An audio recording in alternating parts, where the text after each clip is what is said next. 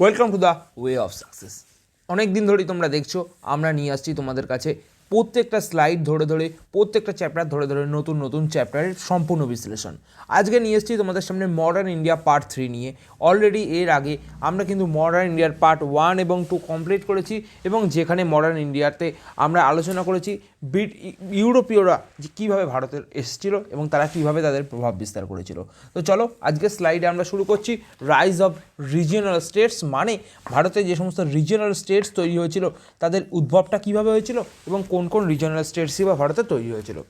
সবার ফার্স্টে আমরা আলোচনা করব হায়দ্রাবাদ নিয়ে। হায়দ্রাবাদের যে ফাউন্ডার ছিল তিনি ছিলেন কিলিচ খান, পপুলারলি কী নামে পরিচিত, নিজামুল মুল্ক।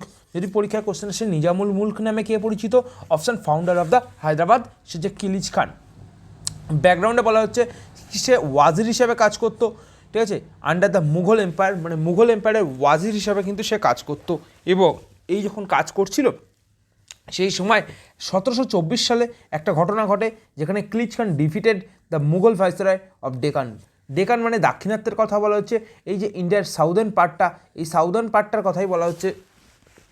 তো সেখানে ডেকানের যে ভাইসরয় ছিল তাকে যুদ্ধে হারিয়ে দেয়। কে হারিয়ে দেয়? কিলিচ খান বা নিজামুল মুল্ক। এবং ব্যাটেল অফ সাকার খেদা 1724 খ্রিস্টাব্দে হয়, যার সাহায্যে কিন্তু এই নিজামুল মুল্ক যিনি ছিলেন তিনি হায়দ্রাবাদের সিংহাসনে বসেন এবং রিজিওনাল স্টেট হিসেবে হায়দ্রাবাদ সবার সামনে উঠে আসে। টুক দ্য টাইটেল আসাফ জা টাইটেল নেন and became the viceroy. Okay, clear? তোমাদের কাছে কী কোশ্চেন এখান থেকে আসতে পারে? নিজামুল মুল্কের আসল নাম কি? সেটা হচ্ছে কিলিচ খান। তিনি কে ছিলেন? হায়দ্রাবাদের রিজিওনাল স্টেটের প্রতিষ্ঠাতা। ব্যাটেল অফ সাখার খেদা কার কার মধ্যে হয়েছিল এবং কত সালে হয়েছিল, এবং আসাফ জা কার নাম? এইটা হচ্ছে কয়েকটা কোশ্চেন যেটা হায়দ্রাবাদ থেকে আসতে পারে। তারপরে আমরা অবধ নিয়ে আলোচনা করবো, যেখানে ফাউন্ডার ছিলেন সাদাত খান।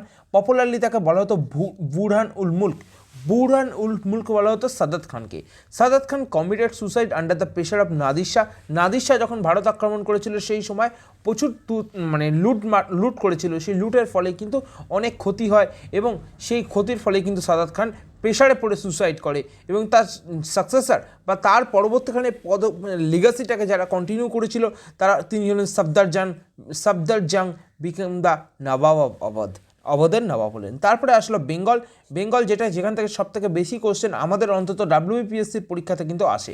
তো তার ফাউন্ডার ছিলেন মুর্শিদ কুলি খান বেঙ্গলে যে রিজিয়নাল স্টেট হিসেবে তৈরি হয় তার ফাউন্ডার ছিলেন। সাকসেশন বলছেন, তার সাকসেশন বলছে সুজা উদ্দিন সাকসেসেড হিম, মানে সুজা উদ্দিন যিনি ছিলেন তিনি কিন্তু এই বেঙ্গলের যে নবাব মুর্শিদ কুলি খাঁ তাকে কিন্তু তার পরবর্তী সময় সিংহাসনে বসেন। তারপরে এই সিংহাসনে বসেন আলিবর্দি খাঁ, ঠিক আছে। Bengal made the Bengal independent of the Mughal empire by paying yearly tribute, মানে বছরে বা বাৎসরিক একটা ট্রিবিউটের মাধ্যমে কিন্তু বেঙ্গলকে কিন্তু একটা স্বাধীন হিসাবে প্রতিষ্ঠা করেছিল। কার সময়? আলিবর্দি খাঁয়ের সময়। তারপরে কিন্তু বেঙ্গলের নবাব হয়েছিল সিরাজউদ্দৌলা, যেগুলো নিয়ে আমরা প্রপারলি আলোচনা করব যখন আমরা পলাশীর যুদ্ধ আলোচনা করব। সেই সময় বাংলায় পরপর ঘটে যাওয়া ক্রমান্বয়ে যে সমস্ত ঘটনা ঘটেছে, পলাশীর যুদ্ধ থেকে শুরু করে বক্সারের যুদ্ধ, পুরো ঘটনায় কিন্তু আলোচনা হবে। এখন জাস্ট ওভারভিউ চলছে রিজিওনাল স্টেট কোনগুলো ছিল। মিশরে ছিল initially ruled by the Wodeyar kings, ঠিক আছে। তো এছাড়া কেরালায় কে ছিল? মাতন্দ্রা ভার্মা। এই কটা ইম্পর্টেন্ট ইনফরমেশন তোমাদের পরীক্ষার জন্য কিন্তু দরকার। নেক্সট বলছে জার্সটা তোমরা একবার রিড করে নেবে। জার্সটা পরীক্ষার জন্য খুব একটা ইম্পর্টেন্ট নয়, কিন্তু আমরা তোমাদেরকে ইনফরমেশনের জন্য সেটাও প্রোভাইড করে দিয়েছি। নেক্সট বলছি আমরা শিখ নিয়ে। শিখ হচ্ছে very very important topic for all exam. যে কটা এক্সামের জন্য তোমরা দেখছো সব এক্সামের জন্য কিন্তু ইম্পর্টেন্ট। গুরু নানক দেবজি ফাউন্ডার ছিল অফ দ্য শিখিজম অ্যান্ড ফার্স্ট গুরু কে ছিল? গুরু নানক। এবং শিখ ধর্মের প্রতিষ্ঠাতা ছিল কে? গুরু নানক। এবং তারপরে গুরু অঙ্গদ কে ছিলেন?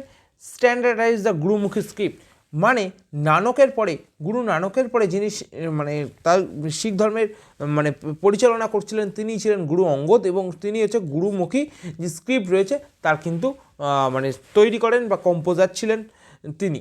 Composed hymns and emphasised physical fitness, সেগুলো তো তার ছিলই। এরপরে আসে Guru Amar Das introduce the langar system. লঙ্গরকে কী বলা হয়? কমিউনিটি কিচেন যে বলা হয়, সেই লঙ্গর সিস্টেম সূত্রপাত কে করেন? Guru Amar Das. Advocate the social equality and upliftment of the woman, এর জন্য কিন্তু তিনি যথেষ্ট কাজ করেছিলেন। তাহলে আমরা বললাম গুরু নানক, গুরু নানকের পরে গুরু অঙ্গদের সময় হয়েছিল গুরুমুখী স্ক্রিপ্ট, এবং তারপরে কিন্তু আমরা আসছি গুরু অমরদাস, ঠিক আছে। তারপরে আমরা বলছি গুরু রামদাসের সময় কিন্তু অমৃতসর মন্দির যে তৈরি হয়, এবং এই জমি কোথা থেকে পায়, জমি পেয়েছিল কিন্তু আকবরের কাছ থেকে। Started the construction of the Harmandir Sahib বা গোল্ডেন টেম্পল, ঠিক আছে। তো সেটা সূত্রপাত হয়েছিল। তারপরে আসে গুরু Arjun দেবজি completed the compile the আদি গ্রন্থ বলে যে গ্রন্থটা ছিল, এটা হচ্ছে শিখ ধর্মের একটা হোলি গ্রন্থ, ঠিক আছে, সেটার কিন্তু মানে কম্পাইলেশন করেছিল গুরু অর্জুন দেবজি। তারপরে আসে গুরু হরগোবিন্দজি ইন্ট্রোডিউস দ্য কনসেপ্ট মিরিপিরি কনসেপ্টের মানে কি, spiritual and the temporal authority, ঠিক আছে। সেই জিনিসটার ইন্ট্রোডাকশন কে করে, গুরু হরগোবিন্দজি, এবং establish the Akal Takht and train the Sikhs in martial arts, ঠিক আছে। মার্শাল আর্টসের ট্রেনিং দেয়, এবং আরও যে মানে আকাল তাখ্তের যে ট্রেনিং সেটাও কিন্তু এই গুরু হরগোবিন্দজিই দিয়েছিলেন। তো এখান থেকে আসে কোন গুরু কোন কাজ করেছিলেন তার ওপর। তারপরে আসে আমাদের Guru Har Raiji promoted the teaching of the Guru Nanak, ঠিক আছে, গুরু নানকের টিচিং সেটাকেই প্রমোট করেছিল।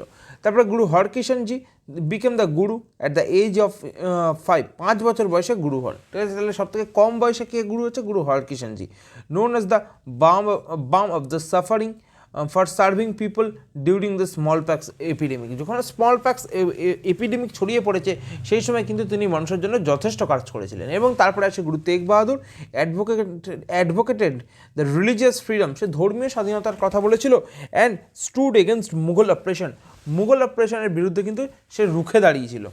অ্যান্ড সেকেন্ড পয়েন্টে কী হচ্ছে, was executed by Aurangzeb for opposing force কনভার্সনের বিরুদ্ধে কথা বলার জন্য বা রুখে দাঁড়ানোর জন্য কিন্তু সেই সময় ঔরঙ্গজেব তাকে কিন্তু হত্যা করেছিল, ঠিক আছে। এই কটা ইনফরমেশন, গুরু তেগ বাহাদুরকে হত্যা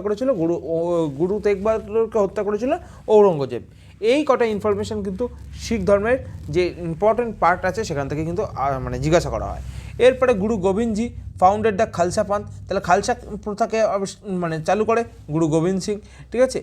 এগুলো কিন্তু সবার, এই যে গুরু গোবিন্দ সিং থেকে যে কোশ্চেন, গুরু তেগ বাহাদুর থেকে কোশ্চেন, এরকম কোশ্চেনই কিন্তু এখান থেকে আসে। ইন্ট্রোডিউস 5কে মানে পঞ্চক বাংলাকে যেটা বলা হয়, এখানে কেশ, কাঙ্গা, কারা, কৃপান এবং কাচ্ছেরা, ঠিক আছে, কাছেরা যেটাকে বলা হয়, এই কয়েকটা কিন্তু যে পঞ্চক বা 5কে সেটা কিন্তু চালু করেন গুরু গোবিন্দ সিং। ডিক্লেয়ার দ্য গুরু গ্রন্থ Sahib as the eternal Guru before his death, ঠিক আছে। তাহলে গুরু গ্রন্থ সাহিবকে, ঠিক আছে, মানে কী করে ইটার্নাল গুরু বিফোর হিজ ডেথ, তার মৃত্যুর আগে অবধি ঘোষণা করে দেয়। এবং গুরু গ্রন্থ সাহিবজি তারপরে হচ্ছে মানে সিংহাসনে বসে বা শিখ ধর্মকে পরিচালনা করে নিয়ে যাচ্ছিল। সেই সময় দ্য হোলি স্ক্রিপচার অফ শিখিজম মানে শিখ ধর্মের containing the teaching of গুরুস and other cents, ঠিক আছে, declare the eternal Guru by Guru Gobind সিংজি। কারণ এর আগেই মানে গুরু গোবিন্দ সিংজি কিন্তু এটা ডিক্লেয়ার করে গেছে যে ডেথ মানে তার মৃত্যুর আগে যে গুরু গ্রন্থ সাহেবজি এরপরে কন্টিনিউ করবে, ঠিক আছে। তো এই যে মানে টোটাল গুরু নিয়ে যে কোশ্চেনগুলো আসে সেগুলো আমরা সবই আলোচনা করলাম। তোমরা একবার তোমাদের নোটটা বানিয়ে নেবে, এখান থেকেই কিন্তু তোমাদের পরীক্ষায় কোশ্চেন আসবে। রঞ্জিত সিং, এরপরে হচ্ছে স্ট্যাবলিশমেন্ট অফ দ্য শিখ মানে কিংডম যে শুরু হয়েছিল, সেটা শুরু করেছিল কে, রঞ্জিত সিং। রঞ্জিত সিং কী করেছিল, সন অফ দ্য মহারান সিংয়ের মানে পুত্র ছিল। লিডার অফ দ্য সুরকচিয়া মিসাইল, কোশ্চেন আসে রঞ্জিত সিং কোন মিসাইলের বা কোন গ্রুপের পার্ট ছিল, সেটা হচ্ছে সুরকচিয়া মিসাইল, ঠিক আছে। এখান থেকে কিন্তু কোশ্চেন ওঠে। আনফাইল্ড 12 মিসাইলস, ঠিক আছে, সে 12টা মিসাইলকে আনফাইল্ড করে two establish a strong Sikh kingdom in Punjab, মানে পাঞ্জাবে একটা মানে স্ট্রং মানে শক্তিশালী শিখ কিংডম তৈরি করার জন্য। টেরিটোরিয়াল এক্সপ্যানশনের মধ্যে লাহোর, অমৃতসর এই দুটোকে কিন্তু সে তার নিজের দখলে নিয়ে এসেছিল। এরপর ট্রিটি অফ ব্রিটিশ কেন হয়, কারণ এক হচ্ছে ট্রিটি উইথ দ্য ব্রিটিশ, সেই সময় হয়েছিল ব্রিটিশরা মানে শিখদের ওপর আক্রমণ করছিল, এবং সেই আক্রমণের ফলে সেই আক্রমণে এফেক্ট মানে লাস্ট পরিণতি হিসাবে আসে treaty of Amritsar and tripartite treaty of Amritsar কার মধ্যে হয়, acknowledge the British authority over cis Sutlej territories, ঠিক আছে। তোমাদের কাছে একটা কোশ্চেন থাকলো, তোমরা কমেন্ট সেকশানে জানাবে ট্রিটি অফ অমৃতসর কত সালে হয়েছিল, কার কার মধ্যে হয়েছিল, ব্রিটিশদের সাথে হয়েছিল কিন্তু, ঠিক আছে, শিখদের। এবার তোমাদের কাছে কোশ্চেন হচ্ছে কত সালে হয়েছিল, ইয়ার, এটা কিন্তু তোমরা কমেন্ট সেকশানে জানাবে। ট্রিপ্যাট্রিয়েট ট্রিটি কী করেছিল? অ্যালাউড ব্রিটিশ ট্রুপস, ঠিক আছে, পাসেস থ্রু দ্য পাঞ্জাব। তো এই টোটাল ইনফরমেশানটা আমরা তোমাদেরকে দিলাম। এর সঙ্গে আমরা যে শিখ ধর্ম শেষ করে এরপরে আমরা যে ধর্ম নিয়ে আলোচনা করছি বা যে রিজিয়নাল স্টেট নিয়ে আলোচনা করছি সেটা হচ্ছে মারাঠাসে মেনলি লেড বাই পাসওয়াস, ঠিক আছে। ইভেন্ট হয়েছিল সেই সময় থার্ড ব্যাটেল অফ পানিপথ 1761 সালে, এবং থার্ড ব্যাটেল অফ পানিপথ কাদের সঙ্গে হয়েছিল? আফগানদের সঙ্গে হয়েছিল, ফট এগেনস্ট আহমদ শাহ আবদালি। এই আহমদ শাহ আবদালি কার নেতৃত্বে, মানে কাদের ছিলেন? আফগানদের তরফ থেকে ছিলেন, ঠিক আছে। তারপরে resulted A decisive defeat in for the Marathas, মানে মারাঠারা এই যুদ্ধে হেরে যায়, and mark the decline of the territorial ambition and the geographical dominance, এবং তাদের টেরিটোরিয়াল অ্যাম্বিশন এবং জিওগ্রাফিক্যাল ডমিনেন্স কিন্তু সম্পূর্ণভাবে শেষ হয়ে যায়, ঠিক আছে।